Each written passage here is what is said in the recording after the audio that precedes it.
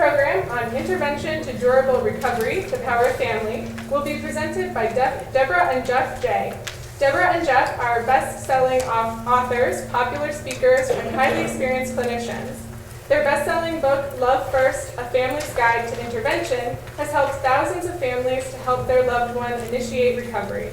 And Debra's new book, It Takes a Family, describes a revolutionary technique that enables families to unite in a recovery team that maximizes the potential for a successful outcome for all involved.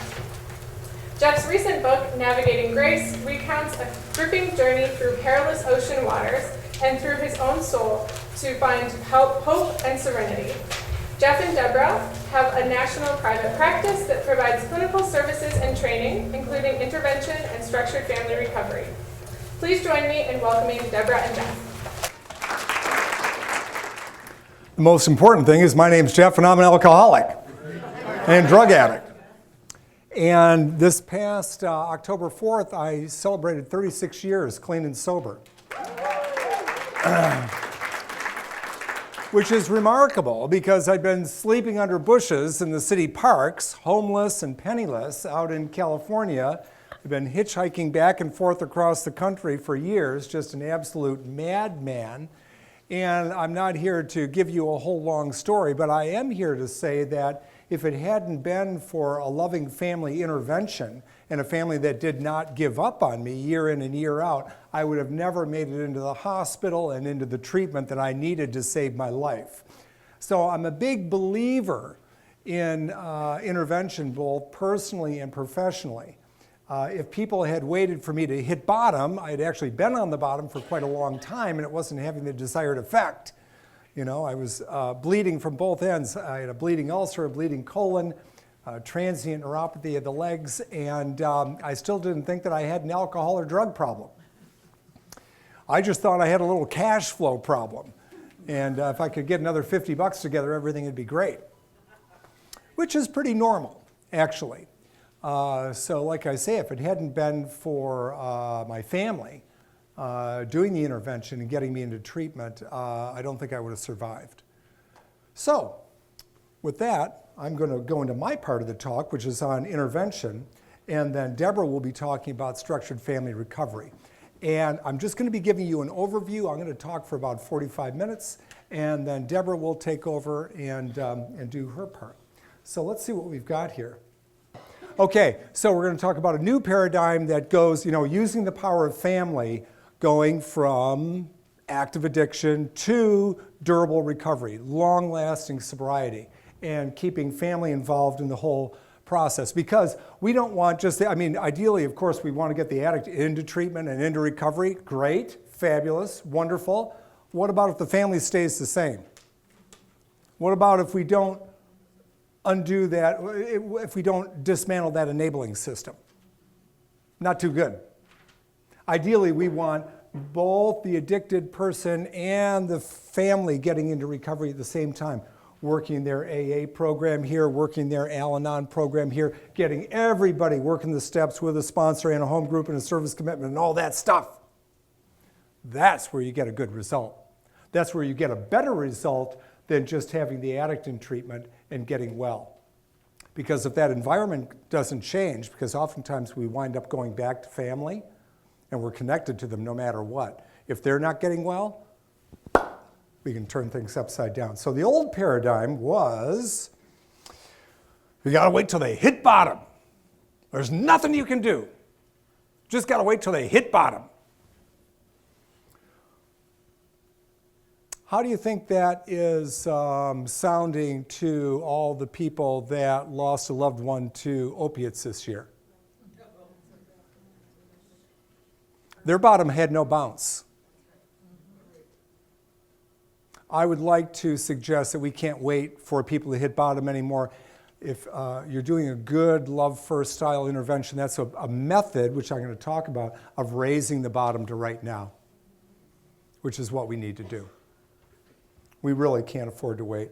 So we would have the old paradigm is you hit bottom, get them in detox, get them in treatment, maybe. It's pretty tough these days. Fortunately, we have Dawn Farm, which is a fabulous provider of services, and you can really get good long-term and transitional housing, the whole 9 yards, but that's often not the case. If you're using your Blue Cross, you might only get 5 days worth of spin dry detox, and then you're off into IOP. How do you think that's going to go? I wouldn't wish that on anybody. That's treatment, though, I guess, by some definition. And then if you're really lucky, you get into the 12-step community. Finally, an oasis of hope. What's missing?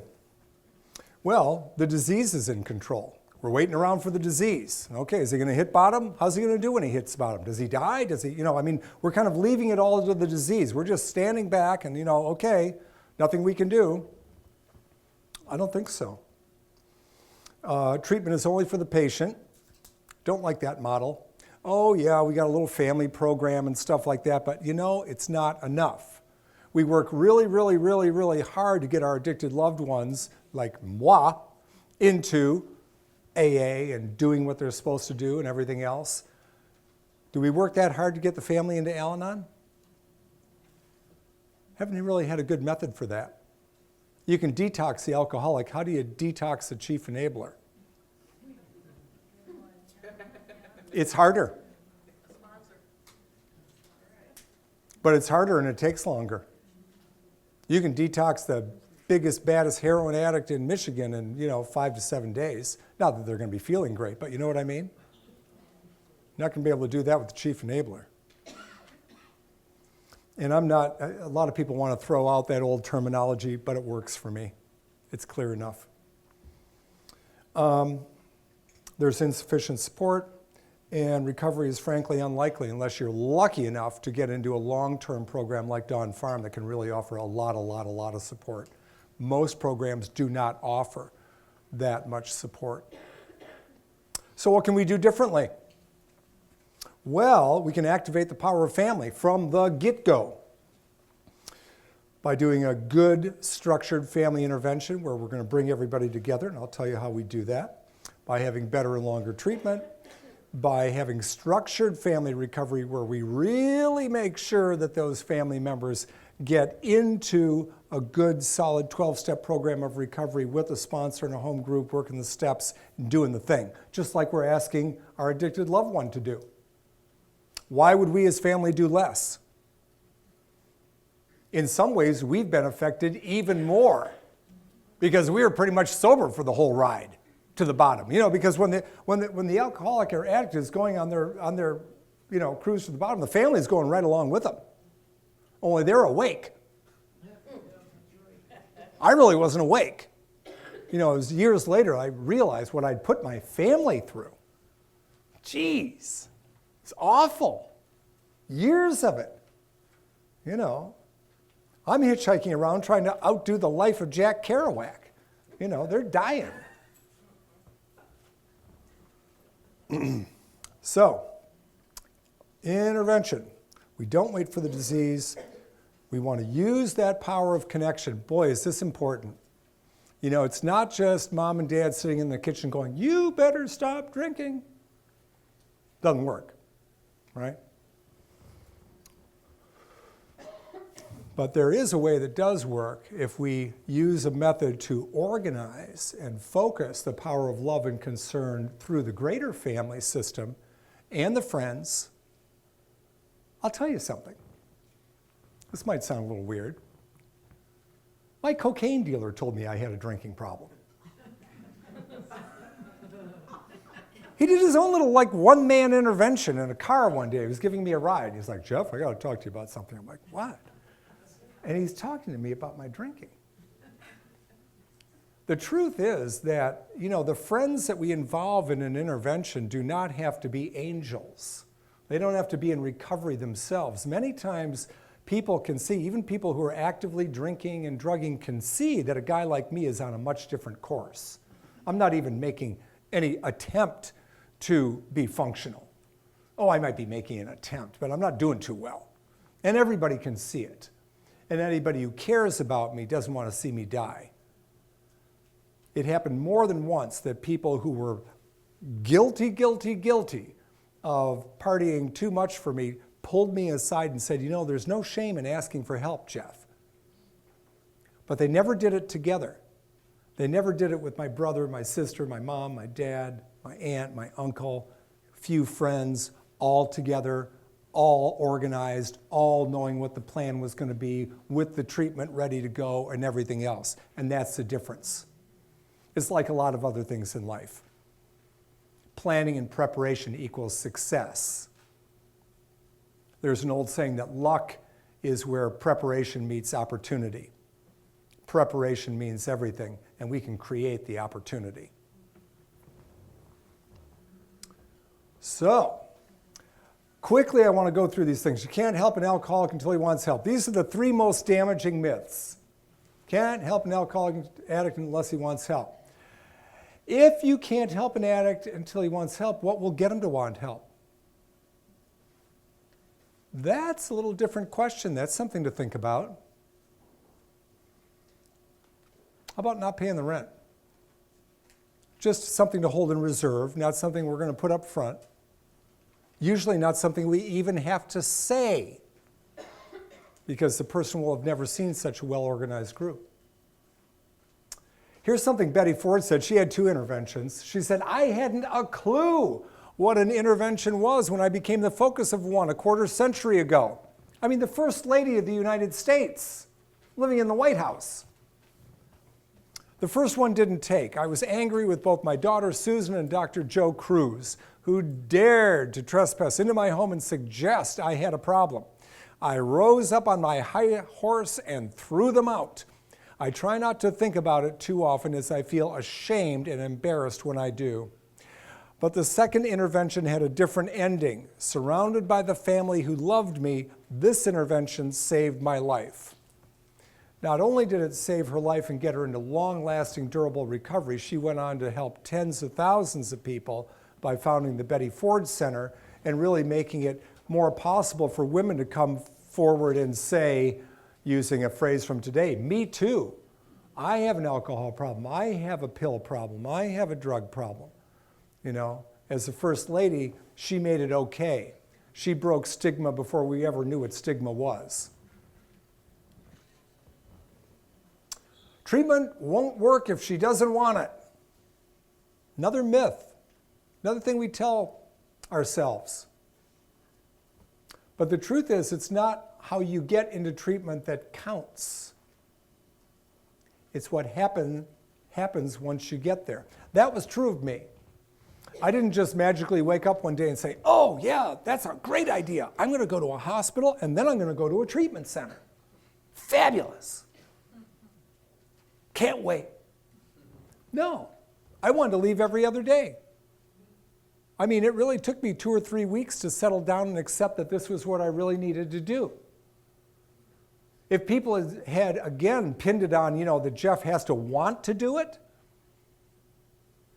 I wouldn't have stayed. It took me, like I say, 2 or 3 weeks to really commit to the process and doing what I needed to do. And I don't find that unusual.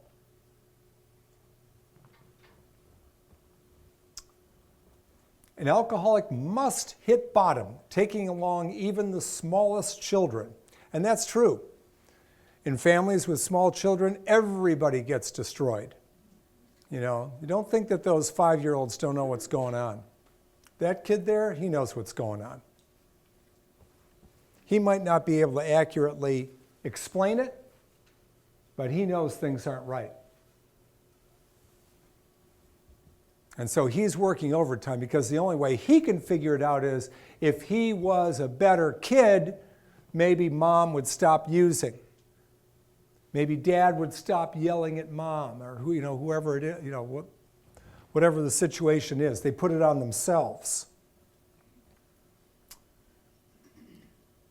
Can we raise the bottom now? Well, I hope so. I just want to say, these wonderfully dated videos that we have on our website, we made them in 2007 when having a virtual backdrop was really cool. And they're free, and they're on our website. There are 38 of them. That's 4.5 hours of free video that will walk you through the intervention process. I'm going to give you a little overview tonight, but there's 4.5 hours of video. Forget the backdrop, forget the way, but it will actually take you through, including a primer on addiction and enabling and everything else. Our website is lovefirst.net. And I'm not going to play the video. But there it is, whether you want to hear it or not. Intervention is kind of like the golden rule. What if it was you who was the addicted person?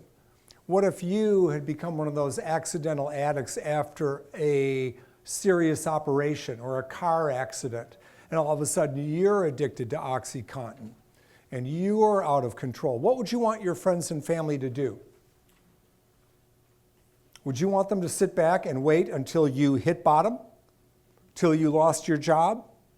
Or some other calamity? How about if we treat others as we would want them to treat us? How about if we take care of them the way we want others to take care of us? So here's some key concepts for intervention. First of all, you create an intervention team. Who should be on this intervention team? Who should be on the intervention team? Well, who has the most influence? It doesn't necessarily mean the person that Jeff is hanging out with right now. Who has the most influence? Maybe my sister, maybe my brother, maybe my uncle, maybe my parents, even though I'm on the outs with them. Maybe a couple of my friends who, yeah, they drink with me and they do other things, but you know what? They're holding down jobs, or they're in graduate school, or they're in whatever. They're off doing their life. They might not be angels, but they are influential.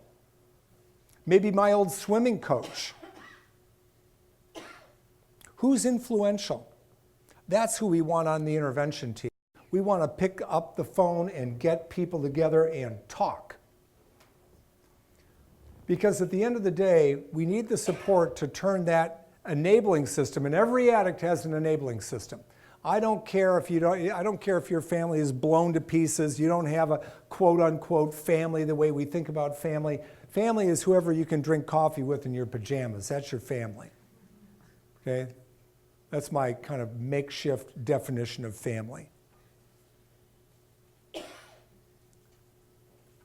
Every addict has an enabling system of one kind or another. What we want to do in intervention, in the run-up to the intervention, is shut down that enabling system and turn it into an intervening system that it can actually lend some real help.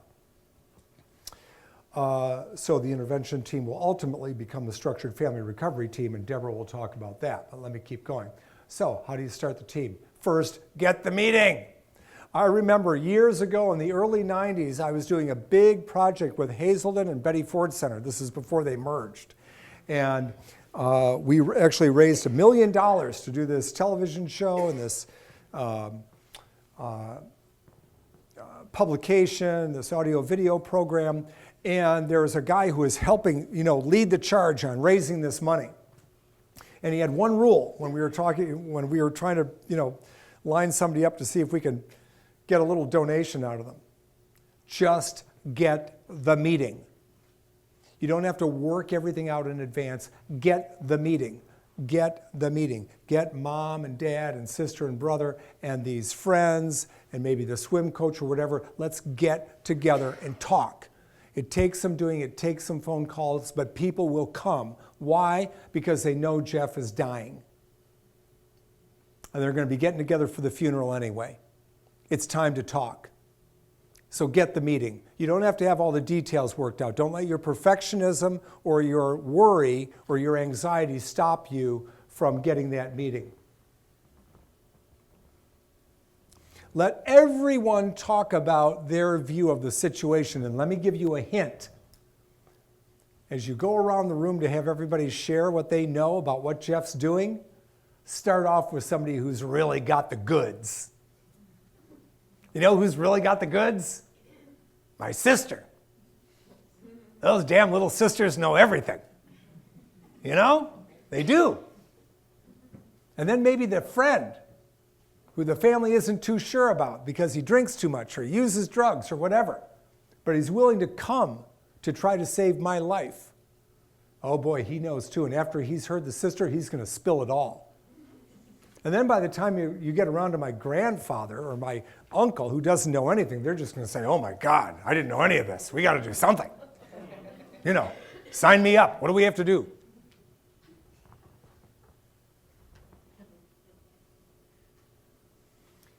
That kind of a gathering is going to create urgency. It's going to galvanize the team. And if you have a method, you can, hold it up. Well, we bought the book Love First. We're going to follow the directions, or we're going to follow the free videos online, or maybe we're going to hire an interventionist. Whatever it is, we got a plan, and we're going to follow the plan. We're not going to make it up out of thin air. I'm just so happy because the clock in the room isn't working in the back there, so I can take all the time I want till Debra stamps out here. Oh, I actually only have 15 minutes left. I'm about 1/4 of the way through my talk. Ugh. Okay, and follow directions. I'm going to try to speed up. Initial training. The method that's laid out in the book makes anybody, any little group, a good intervention team. The book Love First is very step-by-step. All the chapters are very short, and it will guide you through the process. But basically, one of the backbones of the intervention, it's not like the intervention you see on TV. If you've ever watched the intervention show, just block it out of your mind.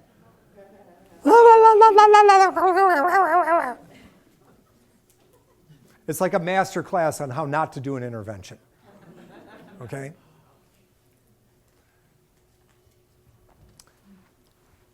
You'll find instructions in the book and online on how to write your intervention letters. It's not about this. It's about saying, Jeff, I'm here today as your mother. I'm the person who knew you before you were ever born. You've been the absolute love of my life since I first held you in my arms. And even before, when you were kicking and screaming down there. I don't know how I would ever gone through those tough years of divorce with your father if you hadn't been there for me. I was so proud of you when you made it to the state semifinals swimming. You were so disciplined, so great, so dedicated.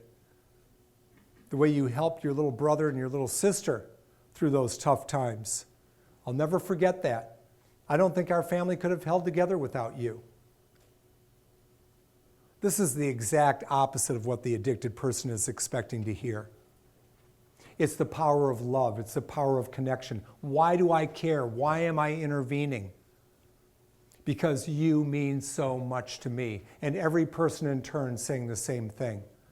So the love part of the letter is the longest part of the letter. Yes, we have something about reframing around the disease. Yes, we have a couple of facts about why we know there's a problem. Yes, we're going to ask them to go to treatment. But it's really about the love, and it's about the connection and bringing that forward in an organized way. That's what gets people to yes. And just in case it doesn't, we're willing to stop paying the rent. But we don't have to say that. They know. We also want to take time to anticipate what their objections are going to be. Susie may say, hey, listen, I'm just about to apply for a new nursing job.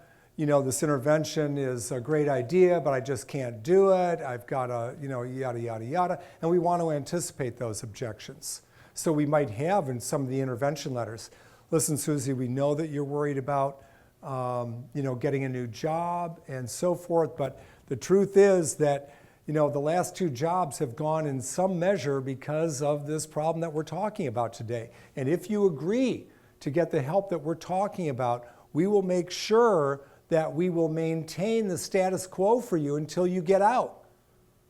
We'll all chip in and help pay the mortgage. We'll make sure that Johnny and Patty get taken to school every day. We anticipate the objections that she might bring up and answer them before she ever makes them. This is not enabling when the bargain is that you're going into long-term treatment. Because you know what? In this example that I'm giving, Susie's a mom. She's going to be worried. Who's going to take care of the kids? Who's going to pay the mortgage? Who's going to do this and that? We need to anticipate those objections and have those answers ready to go. That's why the organization, that's why the planning. Who's going to take them to school? Who's going to pick them up?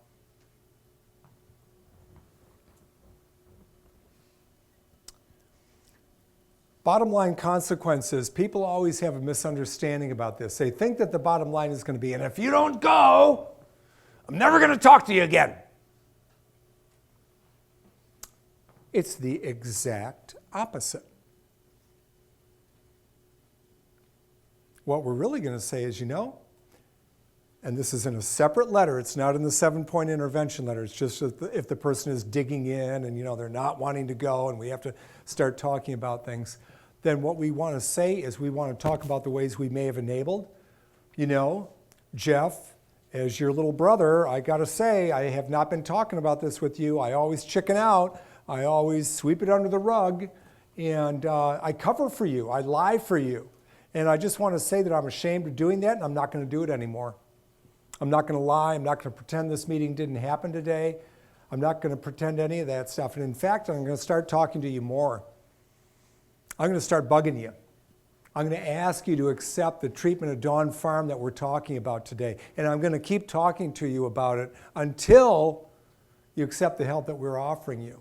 Now, I don't want to do this, so I hope you'll change your mind and go today. So again, it's not the draconian, I'm going to... It's really the power of connection on steroids. I'm not going to drop this. We're not giving up on you. We're going to keep talking.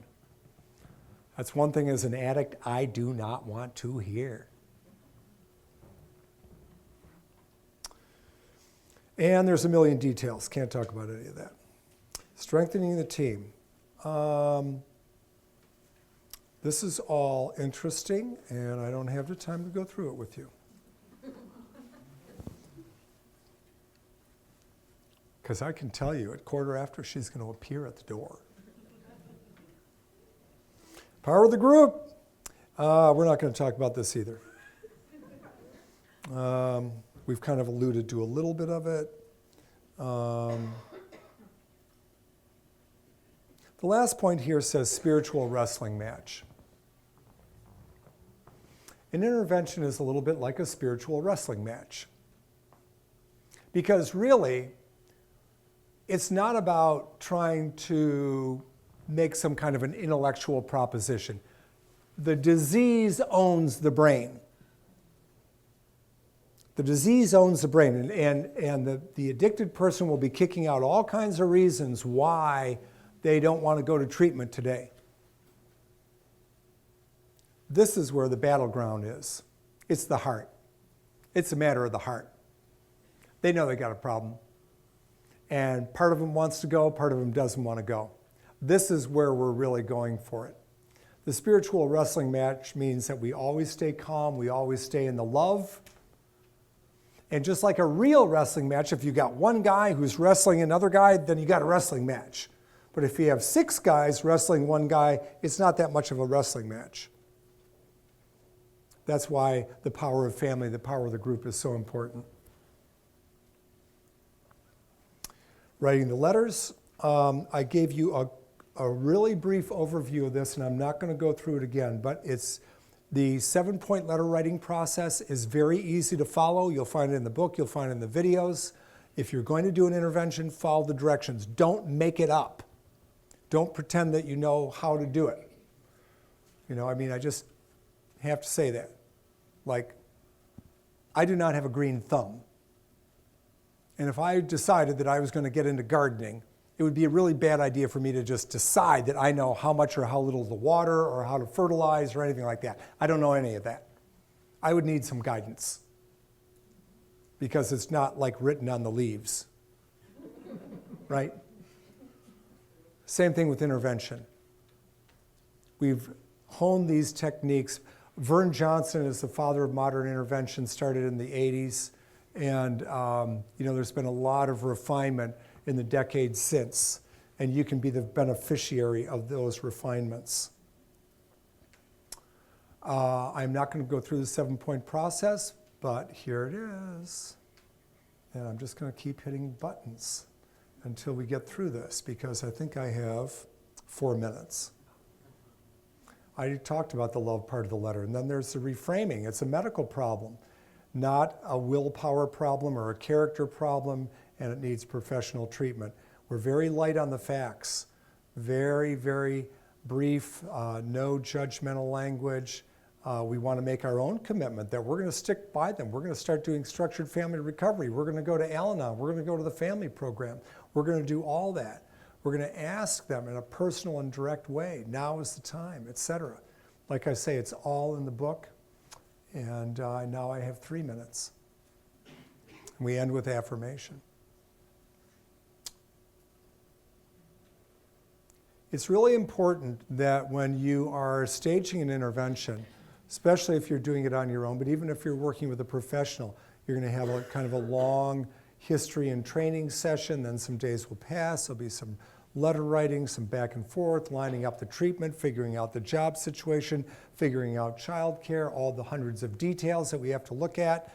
Then there's going to be a rehearsal meeting. And we're going to read through the letters. We're going to edit the letters. We're going to read through the bottom line letters. We're going to edit those letters. We're going to run through various scenarios of what might take place in the intervention. What are we going to do if Jeff walks out? How do we deal with that? It's in the book. We're going to have it all planned out. We're not going to freak out if he walks out because we know how to deal with it. Okay?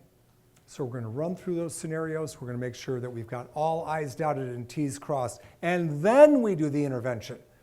Without fail, somebody calls me every week about Friday afternoon at 4 o'clock. Hey, I heard that you could give me some tips on intervention. We're going to be intervening on my brother tomorrow morning. Do you have any tips for me? And I say, yes, I do, actually. And there's this silence. And I say, don't do it. You're not ready. You're not prepared. This has been a long-standing problem, undoubtedly.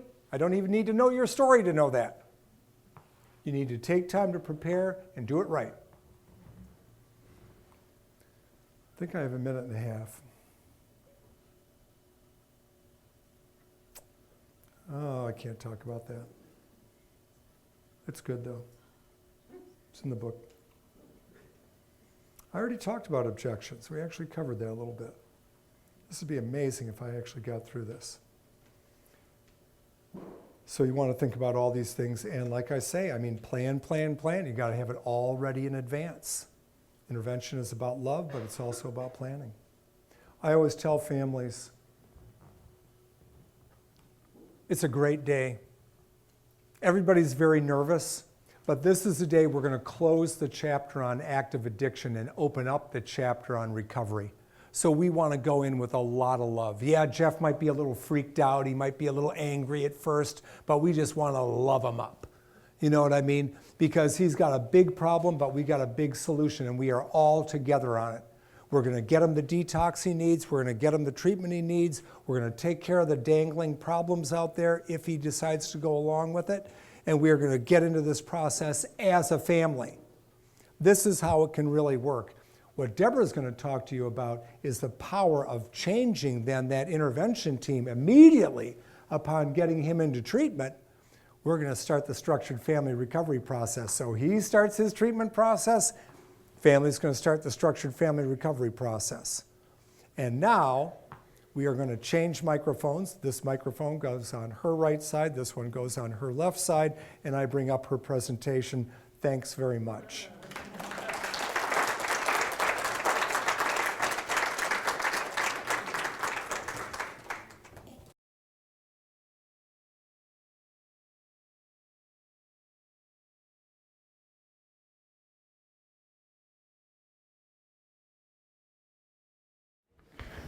Okay, I think most of us are back. So for this crowd, this will be a little bit of a review. But for the sake of recording, I'd like to introduce Debra. So this portion of this part of the presentation will be presented solo by Debra. Again, Debra Jay and Jeff Jay are best-selling authors, speakers, and clinicians.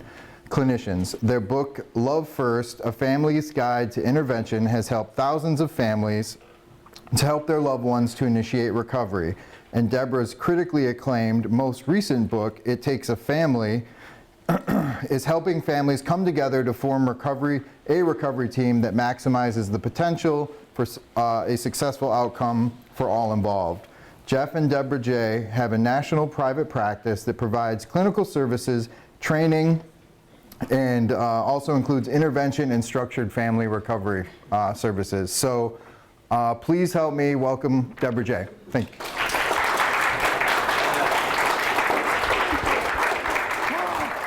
Good to be here, I cannot tell you.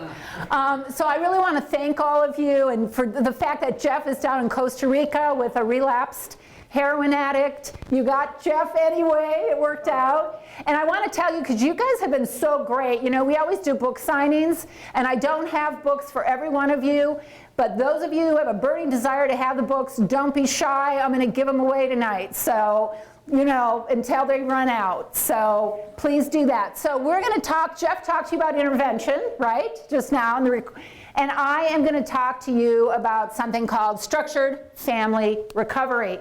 Because I think Jeff probably talked to you before, during, after, and really the importance of that.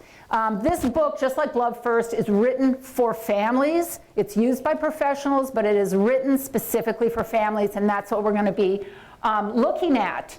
And so I want to start out with an introductory video. My life has pretty much been defined by alcoholism, and I'm not the alcoholic. You know, my parents, I think for a lot of people when they got married, people thought it was the fairy tale marriage. It just seemed perfect. Alcoholism was definitely running the show in our family, and I know this because my very first memory is hiding behind this chair that my mother was sitting in, and she was crying, and my father, he was standing over her and he was yelling, and I looked at my father in the face and I yelled, "Leave my mommy alone." I couldn't be a child. I had to be an adult, and I had to take action against this disease. My name is Debra Jay, and I'm the author of It Takes a Family, a cooperative approach to lasting sobriety. Although we have the best treatment for addiction in the world, when our loved ones come home, those treatment professionals don't come home with them.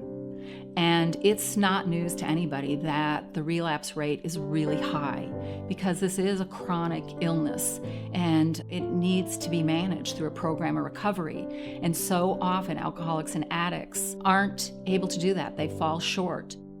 But there's a group of people, interestingly, that has the lowest relapse rate. And those people are addicted doctors, addicted lawyers, and the work that is done with them creates this incredible culture of recovery.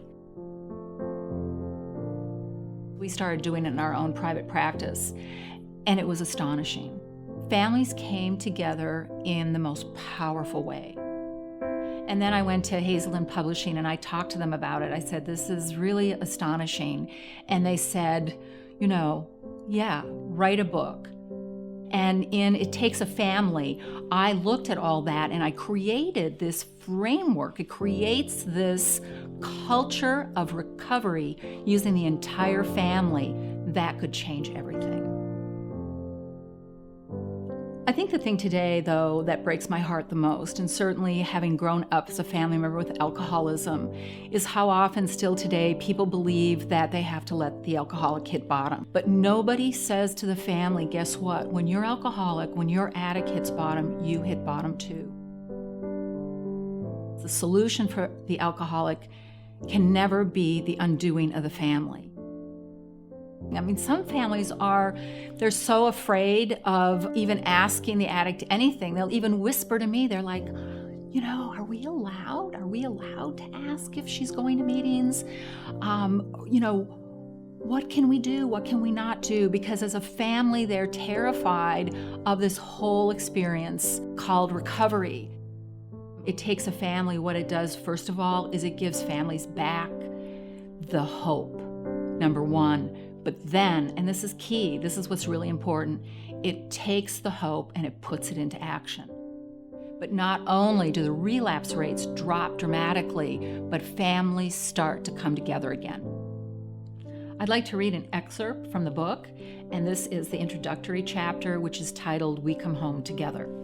Coming together takes the powerless and makes them powerful. Structured family recovery brings this power to the family, and in cooperation with the larger recovery community, stands firm in the face of addiction, which trespassed into our homes and multiplied itself into our lives. We crowd addiction out by building a family life brimming with togetherness and recovery, even though we may start out not knowing our way back to each other. I can't help but think how different it would have been in my family if we had had structured family recovery, and all the wonderful memories we could have made together that we never made. And that's why I'm so passionate about this, and that's why I wrote this book.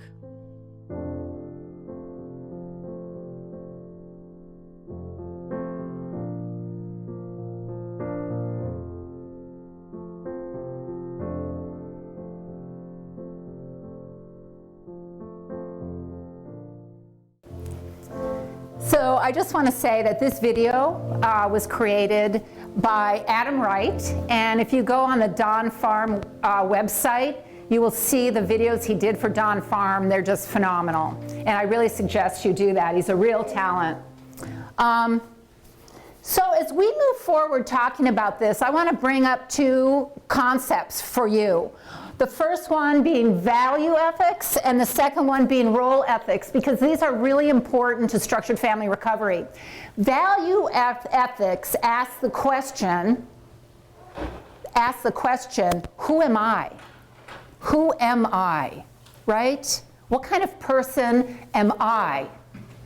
And role ethics asks a very different question. It asks, who am I in relation to you, to you, to you? Who am I in relation to my family? And structured family recovery is about both of those. The value ethics, working on myself, I am taking myself to the 12-step meetings. If I'm a family member, I'm going to Al-Anon. If I'm the addict, I'm going to Alcoholics Anonymous or other 12-step programs for addicts. Okay? So I'm working on making myself a better person there, right? Structured family recovery, it's this paradox that while we're focusing on ourselves, we're doing it together as a group, and we're really concerned about this question: who am I in relation to you? Because that is the question we have left out of this journey of recovery, where we have left behind families, right? We have sort of, I've been in this field for a long time, worked for Hazel and everything else, and we have sort of kicked families to the curb, like you don't really play a role. But the truth of the matter is, you have been in the middle of the addiction, right? The middle of it, and why wouldn't you, in the most appropriate way, be in the middle of recovery? So, first, what do? We build, in structured family recovery, we build a recovery team. Teams, teams, teams. When Jeff just now was talking about intervention, did he say, oh, you just need one family member? No, he wants a team, right? You go into treatment, the lion's share of the work is in groups. AA is a group, NA is a group. Why would that be? Why do we want everyone together as a team? Anybody have an idea? Why would we want that? It's a we program. It's a we program, absolutely. And the alcoholic, one-on-one, if I'm the family member and you're my alcoholic and I'm talking to you about your drinking, what's going to happen in short order? Who's going to be the problem? You or me? It's going to be me, right? But when we get a really well-trained group as an intervention or structured family recovery, it changes everything. So for structured family recovery, you don't have to do an intervention to have an SFR team. And the thing that's amazing is your loved one doesn't even have to be in treatment or recovery yet to do this. You know, it's powerful. in whatever situation. So we build a recovery team, but it's different than an intervention team, because with an intervention team, we're looking at who are all the people that are significant, even people the addict hasn't talked to in several years. It might have been a best friend, right? But because of the addiction, they've sort of parted ways, and you might bring them back on the team. But structured family recovery is a very intimate family thing. So these are the people, this is my rule of thumb for this. Who would you sit around the breakfast table with in your pajamas, maybe haven't even combed your hair yet, and you would feel perfectly comfortable? That's your structured family recovery team. So parents, siblings, grandparents, maybe a close aunt, excuse me, a friend who's just like family. Those are the people that we bring together for structured family recovery, okay? And there are 2 simple steps. The word simple is really important. Anybody know, you know the founders of Alcoholics Anonymous, right? Dr. Bob Smith, right? And Bill Wilson. When Dr. Bob was on his deathbed, what were the last words he said to Bill Wilson? Anybody know? He said, keep it simple. Let's not louse this thing up. And as it turns out, they had it absolutely right. Because if you want durable, lasting change, it needs to be simple. It needs to be simple, because when it gets complex, what happens? How long do we keep doing it? Not long. I see a lot of heads going like this. Because when it's complex, what does it require? Sustained high levels of motivation, right? And we're not built that way. Anyone ever be on a diet and you are so full of motivation in the morning, and by evening you deserve that chocolate cake, right? Forget the motivation, right? So it is very important that this program is built on what creates durable, lasting change in a cooperative way. So 2 simple steps. The first one, weekly SFR meeting, we'll come to that. The second one, 12-step meetings. Our beloved alcoholic or addict, who we are assuming is in treatment, okay? When they get out of treatment, they're going to have what we call a treatment plan, an aftercare plan rather, an aftercare plan or continuum of care plan. And in there, it's going to say, we'd like you to go to 90 meetings in 90 days for a start, or you know, you need to go to 5 to 7 meetings a week, something like that. But for family members, it's a different situation, and we want to keep it really simple. So we're just going to ask them to go to 1 Al-Anon meeting a week, right? Because what if family's not in treatment? What if I said to a family, I'd like you to go to 90 Al-Anon meetings in 90 days? What do you think would happen? They would just take off. They'd be completely freaked out, right? So 1 meeting a week. Eventually we're going to get a sponsor, and then it's between them and their sponsor how many meetings they go to, okay? So structured family recovery doesn't exist without this really marvelous 12-step program that's existed since 1935 and has gone all around the world, okay? But let's look at this structured family recovery meeting. Keeping it simple, the first thing is, I'll get out of your way so you can see this. The first thing is, you see conference calls. This is not therapy. This is not therapy, okay?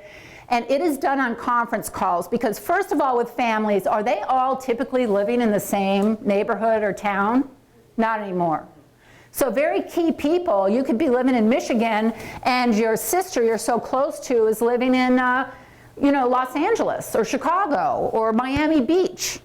This way, no matter where people are, they can join. But the other thing is, which is simplicity, I will tell you right now, even if everybody was right in Ann Arbor, week in and week out, are you going to get that whole family into some counselor's office?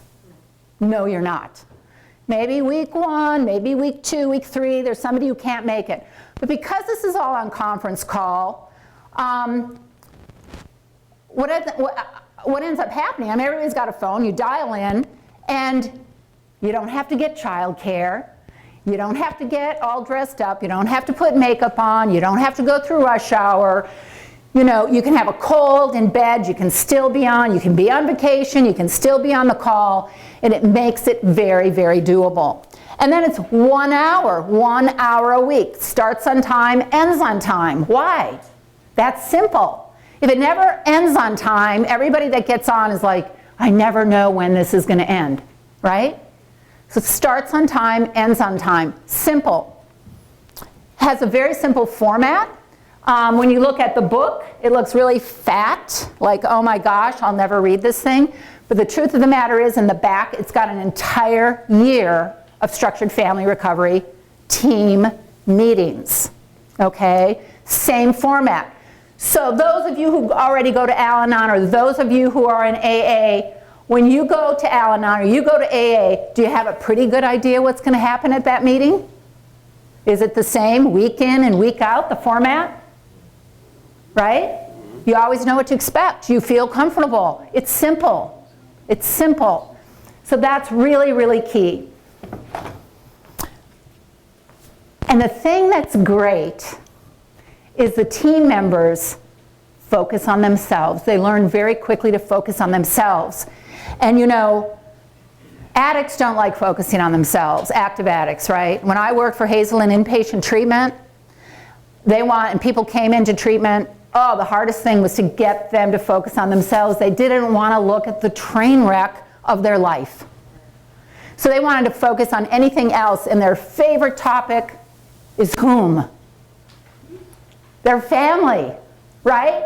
I want to talk about my family. I want to talk about my spouse. I want to talk about those rotten parents of mine, you know, because everybody's rotten. You know, I'm going to play the blame game.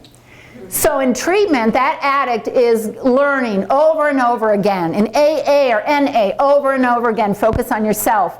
But who's helping the family do that? Because when you're living with active addiction, it's like having a tiger in your house. You're going to keep your eye, even that tiger's laying over there sleeping, but I'm telling you, I'm keeping my eye on that tiger because I never know what's going to happen next. And I don't have time to look at myself. And when my loved one's in treatment, guess what? I'm focusing on that loved one in treatment. Is she going to stay in treatment? What's going to happen when she leaves treatment? Getting phone calls, yelling at me, right?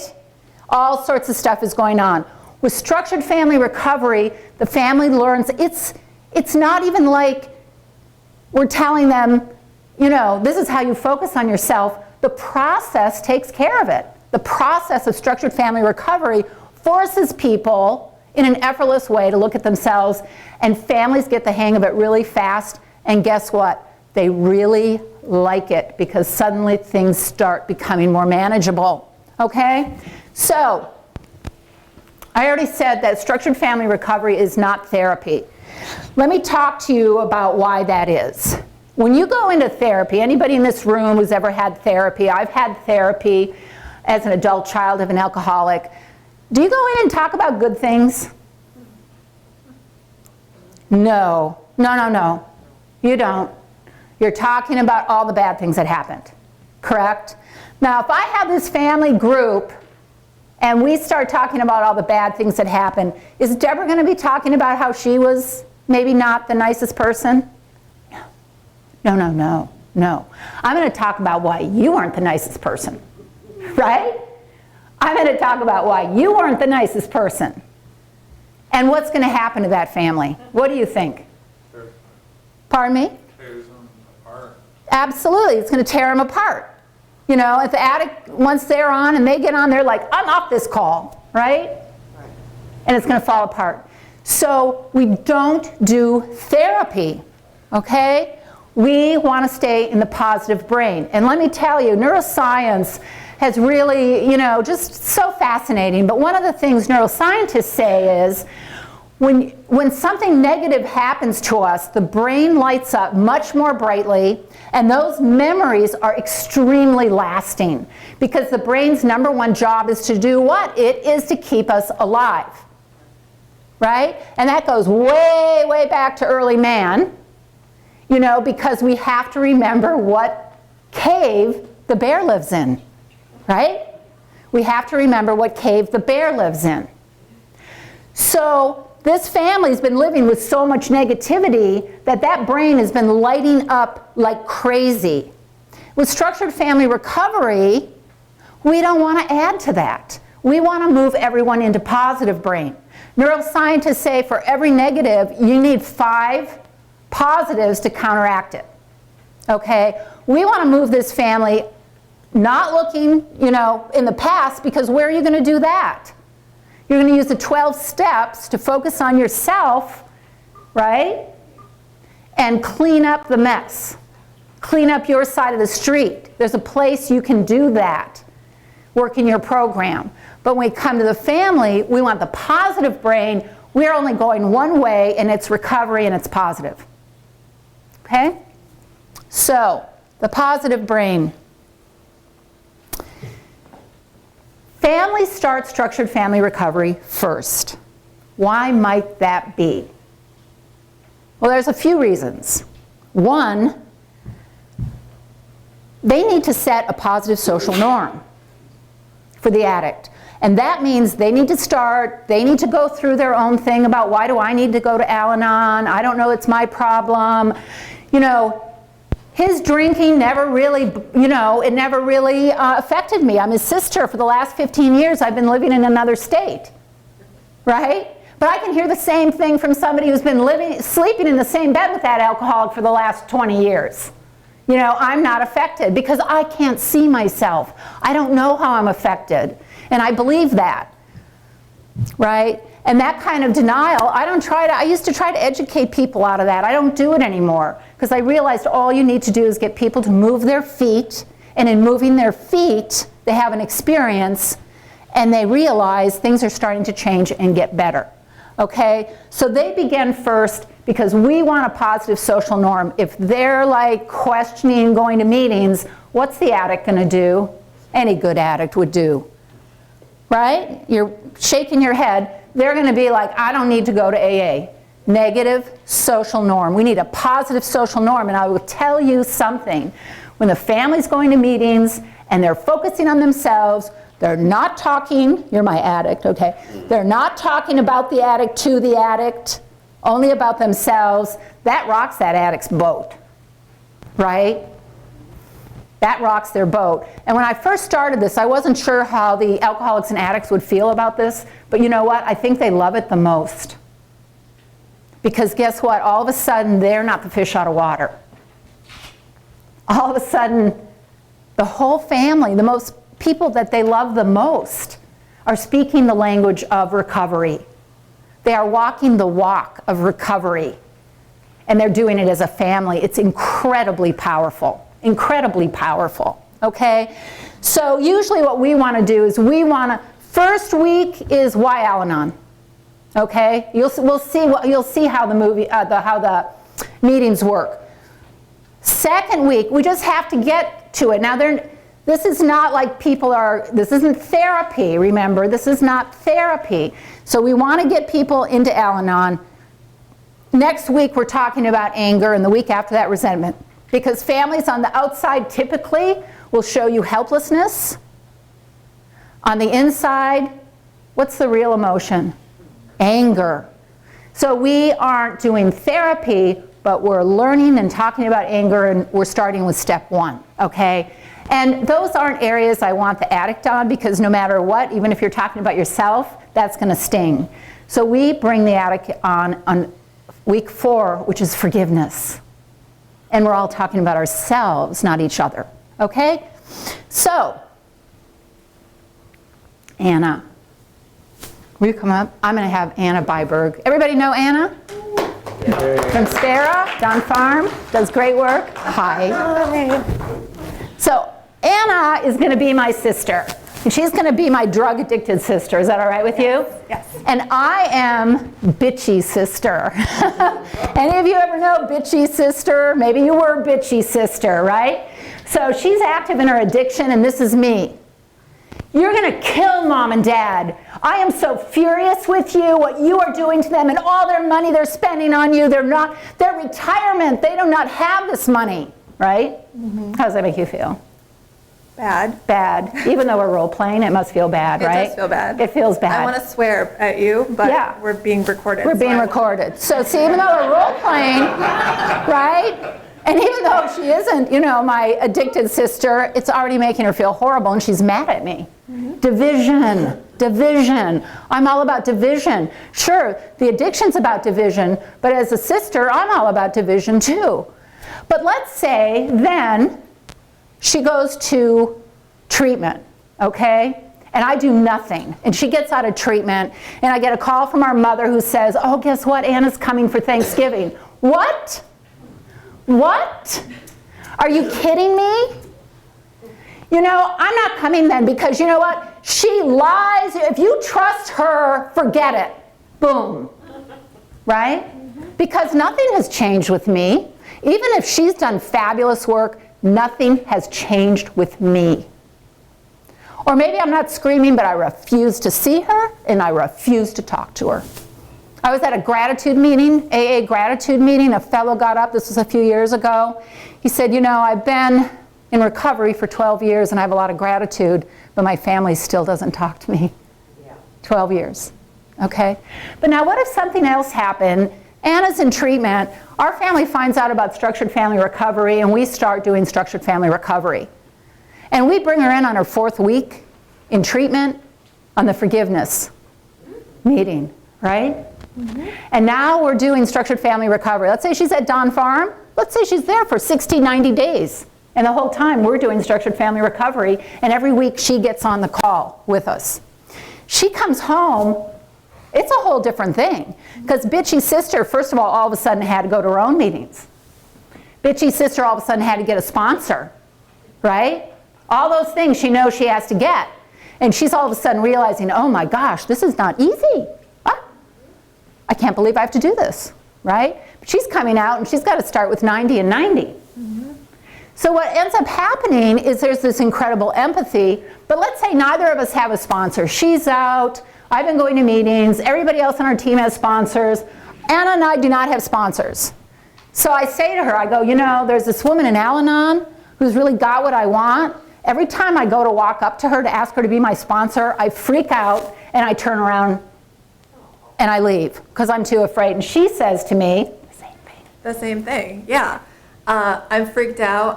There's a lady I'm eyeing, but I'm afraid to ask her, and so I've just been avoiding her when I see her. yeah, I know what you mean. I'm feeling the same way. But we're the only ones that don't have sponsors on our team. How about this? We make a deal.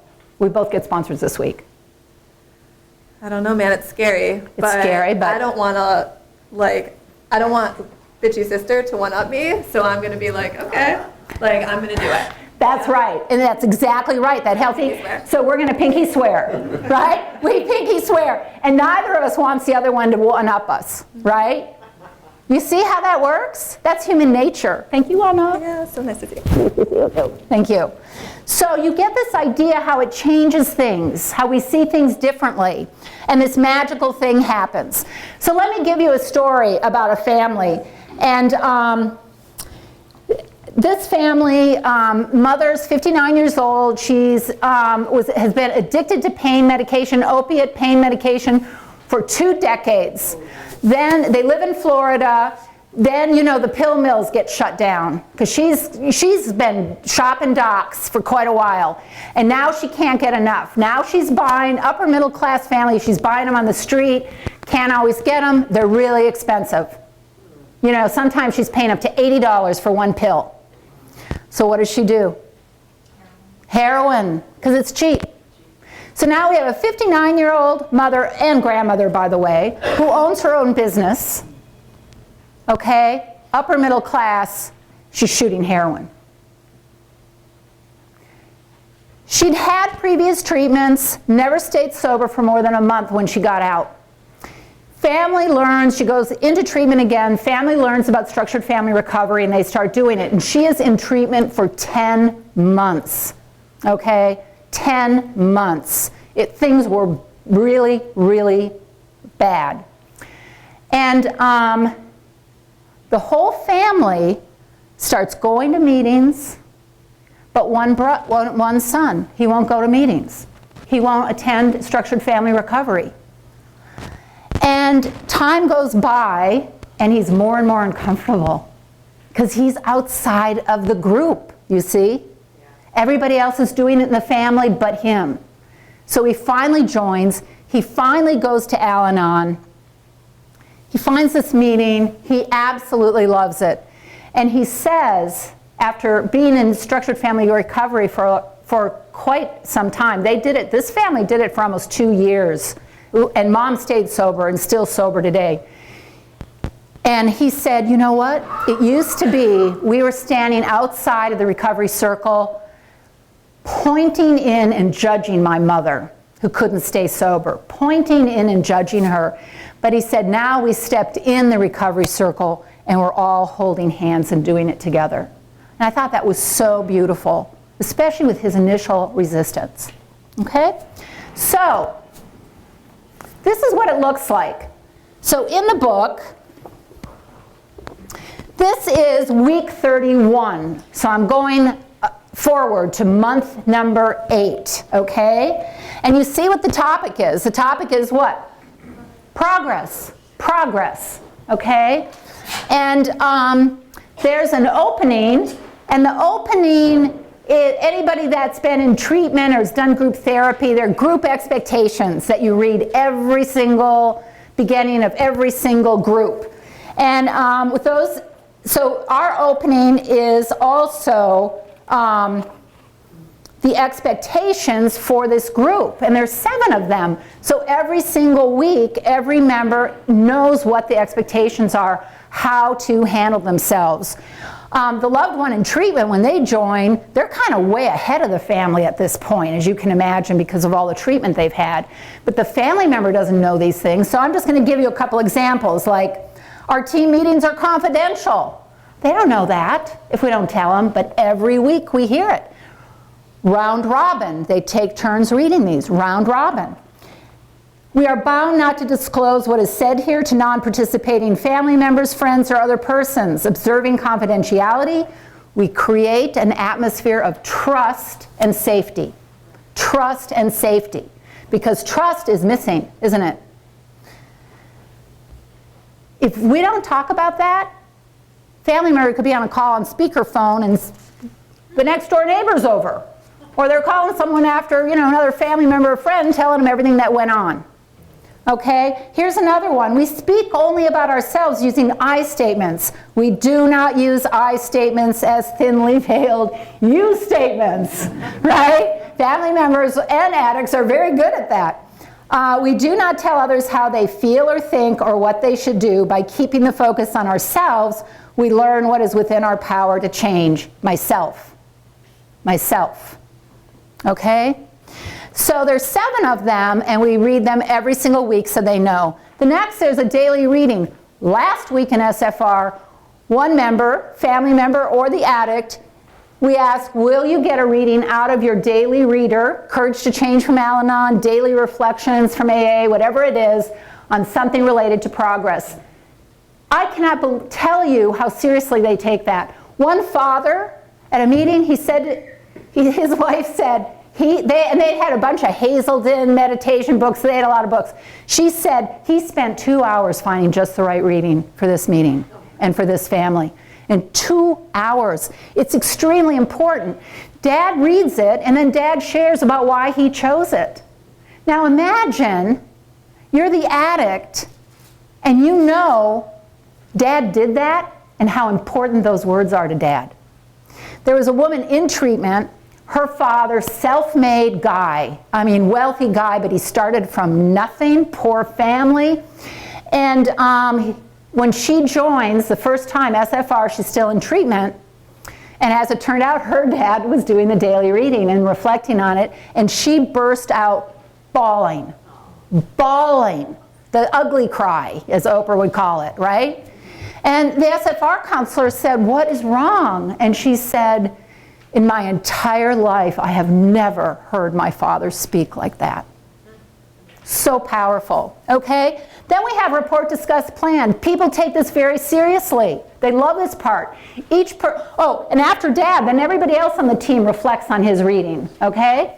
And then report, discuss, plan. what went well in my recovery this past week? What insights did I gain from my 12-step experience? And number 3, what new recovery behaviors will I practice this upcoming week?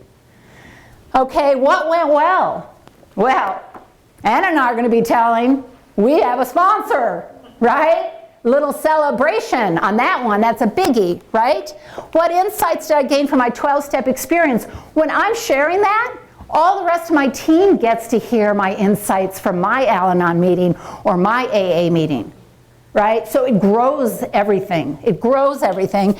And what new recovery behaviors will I practice this upcoming week? Families really think about this before the meeting. They have really good answers. Throughout the whole thing, families blow me away. When I work with families, I have just stacks of notes because I'm madly writing down what they're saying because I'm like, this is so beautiful and mind-blowing. I cannot believe what I'm hearing from these families, okay? So we go through all that, everybody on the team. Then there are 3 paragraphs. First one's learn something new, the next one's a step, and the third one's working a program. So what happens here, you'll start seeing, is that the program itself focuses everybody the direction they're going to go. Again, nobody's saying, okay, we're going to open up to the group. What would you like to talk about? Trouble, trouble, okay? So this is, we're looking at month 8, step 8, but learn something new is related to, but doesn't have to be directly from recovery. So here we have, in the words of Ernest Hemingway, there is nothing noble in being superior to your fellow man. True nobility is being superior to your former self. Focusing on me, right? By now, in working our 12-step program and meeting weekly with our structured family recovery team, we most assuredly are superior to our former selves. How do we know? By the quality of our relationships, right? Who am I in relation to you? Who are you in relation to me? Okay? And then take a look at your inventory and notice the things you are not doing anymore and acknowledge how you're doing things differently. Everyone goes around and shares about that. Then we move on to the next paragraph. So we're at step 8, made a list of all persons we had harmed and became willing to make amends to them. There's a reason this is step 8. People get all freaked out about this step, right? All freaked out. But here you're really in a place, you're prepared. So it says if everything we've done in recovery thus far has brought us to this point, steps 8 and 9 represent a quantum leap forward in our relationships with others and ourselves. We need to tell people what's the benefit. What's the benefit? Okay, taking these steps, we become aware that we're people of worth. So much in this program is paradoxical, right? Making a list of all we harmed, and it brings us to this place to be people of worth. By becoming willing to make amends to all whom we've harmed, acknowledging our wrongs, we clear away the debris that prevents us from seeing what's right in our life. We have to get rid of it. It is a marvelous feeling, and indeed it is. Okay?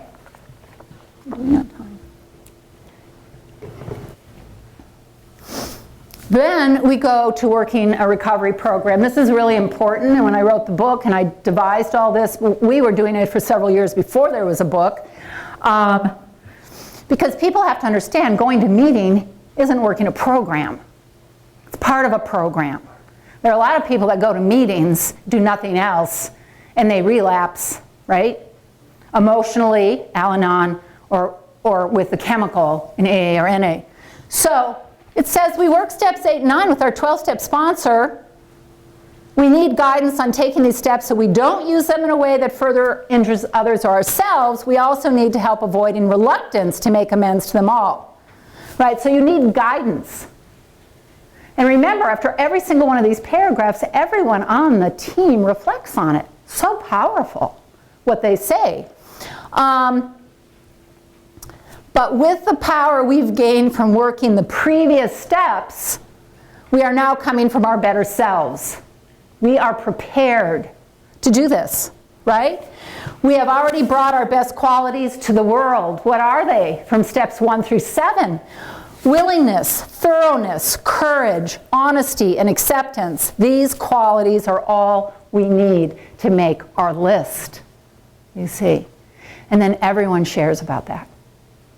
Now, they've been doing this together for 8 months. You can only imagine. Okay? So, and then there's a short assignment. Okay? A little short, easy assignment. The assignments always send everyone back where? To their 12-step groups, to their sponsor. Why? If I'm the SFR counselor and I'm solving all their problems, what happens when I go away? Right? We want them connected to the 12-step groups, friendship, sponsor, working the steps, and they can get their solutions. If they need more professionally, that happens outside of structured family recovery. Okay? So here, talk with your sponsor about ways working a 12-step program has changed your relationships. This is the positive part of your relationship inventory, revealing the fruits of your efforts. It also helps you see the value of taking this next step and journal your insights. Okay? So it's always talking to your sponsor, bringing it back to your 12-step group. And then at the end, we have the closing statement. The closing statement is the promises from the big book of Alcoholics Anonymous. And again, they're read round robin by all the members of the team. Every family, every week when they do it, it just gets me right here. Because they need to know what they're working for. So, if any of you know these, you can join me. Imagine a whole family round robin. If we are painstaking about this phase of our development, we will be amazed before we are halfway through. We are going to know a new freedom and a new happiness. We will not regret the past nor wish to shut the door on it. No matter how far down the scale we have gone, we will see how our experience can benefit others. That feeling of uselessness and self-pity will disappear. We will lose interest in selfish things and gain interest in our fellows. Self-seeking will slip away. Our whole attitude and outlook upon life will change. Fear of people and economic security will leave us. We will intuitively know how to handle situations which used to baffle us. We will suddenly realize that God, as we understand God, right, is doing for us what we could not do for ourselves. Are these extravagant promises? We think not. They are being fulfilled among us, sometimes quickly, sometimes slowly. They will always materialize if we work for them. Can you imagine an entire family, the people you love most, week in and week out, aloud, round robin, reciting these? I'm working with a family now in Paris, as in France. They don't have a culture of recovery there. There's 10 Al-Anon meetings, 1 in Polish, 2 in English, and the rest in French in all of Paris. They are crazy about Al-Anon. They can't even believe it. I just met with them. We do it on Skype yesterday, and the dad said, we were such a mess before Al-Anon, and the daughter said that my parents are reborn. You know, none of this crazy stuff that's going on in our country now that this program doesn't work, they don't know about that. They're Catholic, educated by Jesuits, the dad, such a spiritual guy. He said, courage to change, you know, the Daily Reader from Al-Anon. Every monastery should have this book. He said, I thought I was spiritual. He said, forget it. Forget the past. I wasn't spiritual. This has put my spirituality into action. And what a difference. What a difference. So you get the idea. Isn't it simple but powerful? I cannot tell you. How are we doing? Do you guys mind if I run 5 minutes over? Anybody? If you have to leave, but I'm just going to, couple things. So we already talked about that. So what happens in the relationships? We reestablish kindness right? Positive brain. And I just want to read this little part to you. It's a subchapter called "We Practice the Spirituality of Kindness." True kindness doesn't sit in judgment asking, "Do you deserve me?" Kindness is an identity we choose for ourselves. When we are kind, we have chosen not to be critical. When we are kind, we have chosen not to be angry. When we are kind, we are saying, "You are valuable to me." Small kindnesses are so powerful that when we choose them, we can change a family. Some families filled with so much hurt can no longer find kindness in their hearts. But AA has a saying, "Act as if, act kind and you will become kind." Aristotle said it too. Acting virtuous will make one virtuous. And on the next page, just a little bit. During our active addiction, much is not beautiful and many things hurt us, and we, in all likelihood, hurt others. Kindness is hard won after so much injustice and pain. It's born of an experience that offered us little hope. Yet once we're delivered into recovery, we are given the opportunity to repair and strengthen the fabric of our families. And this next line is everything. This is everything. It takes working together, and that cannot happen without kindness. It takes working together, and that cannot happen without kindness. So, in closing,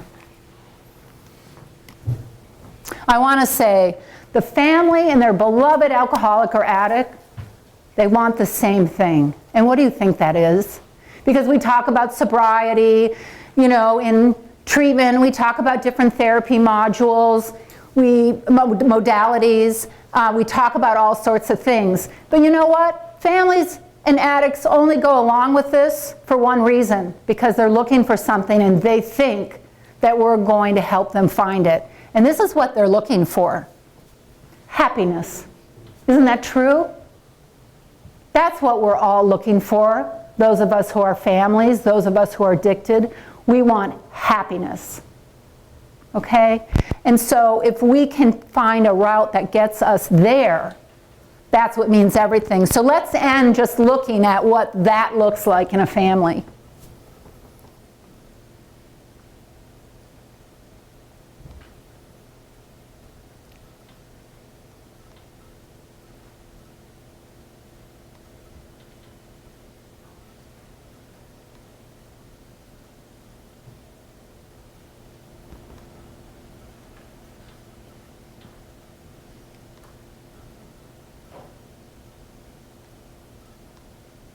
Elizabeth Barrett Browning wrote, "The earth is crammed with heaven." And it's my belief that every family, every addict is saying, "I just want my little piece of heaven." Thank you so much, everybody. Thank you for being here. Thank you for your wonderful patience. Thank you. Thank you so much.